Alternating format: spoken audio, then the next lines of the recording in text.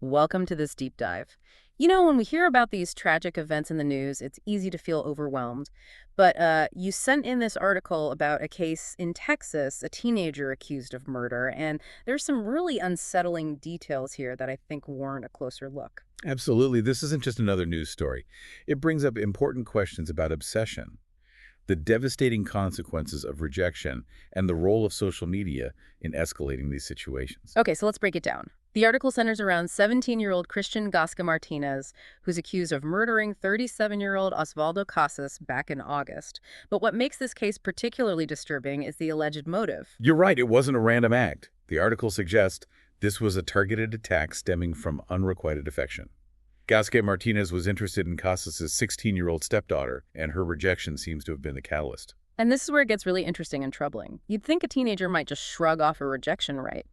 But according to the article, instead of moving on right, Gasca Martinez allegedly started stalking her, calling her repeatedly even after she blocked his number. What's fascinating here is that the article also mentions he was posting threats and pictures of himself with a gun on social media.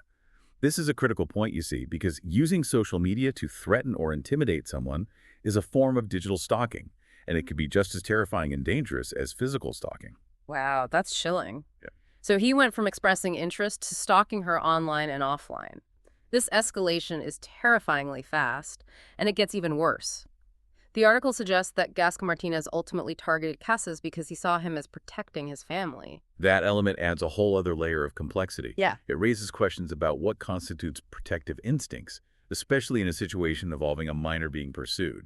It's a difficult and nuanced aspect of this case. It really does. And tragically, this case ended in violence. The article states that Gasca Martinez allegedly shot Casas right on his own street. Casas was pronounced dead at the scene. This wasn't just a chance encounter he was targeted. You mentioned earlier how digital stalking is just as serious as physical stalking, and this really highlights that. But then there's this other detail from the article about Gasca Martinez's behavior in the courtroom. It really struck me. He was seen blowing kisses while the victim's family was present. What do we make of that? It's certainly unusual behavior and naturally invites interpretation. While it's crucial to avoid speculating about his intent, it does open up a discussion about how courtroom demeanor is perceived both by the public and potentially by a jury. Speaking of the victim's family, the article also highlights the story of Casas's wife, Judith Molina. She set up a GoFundMe page, and reading through it, it's clear this tragedy has completely shattered their world. Yes, her words are a stark reminder of the ripple effect these crimes have. Not only did she lose her husband, but they have a newborn son to care for. Yeah. And as if that wasn't enough, Melina mentions that their daughter is now facing harassment from Gasca Martinez's friends. Exactly. You've shared Judith's account of dealing with harassment aimed at her daughter. This highlights how vulnerable families are in these situations and emphasizes the need for robust support systems beyond legal proceedings.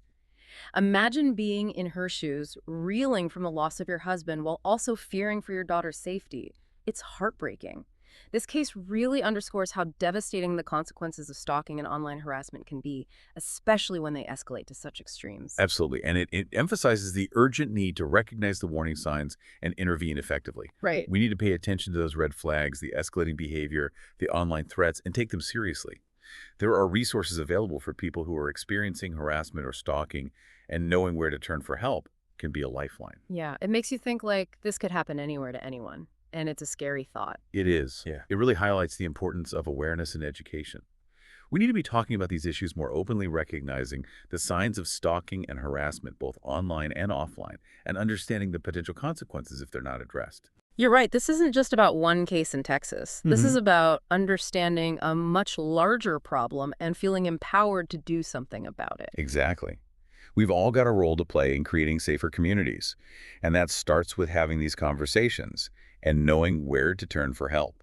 And speaking of help, that's something we always want to emphasize here on Deep Dive. We'll be sure to include links in our show notes to organizations that provide support and resources for anyone affected by stalking or harassment. Because remember, if you or someone you know is experiencing these things, you are not alone. There is help available, and reaching out is the first step. Well said. Thanks for joining us on this deep dive. It's been a tough conversation, but an important one. We'll see you next time for another deep dive into a topic that matters.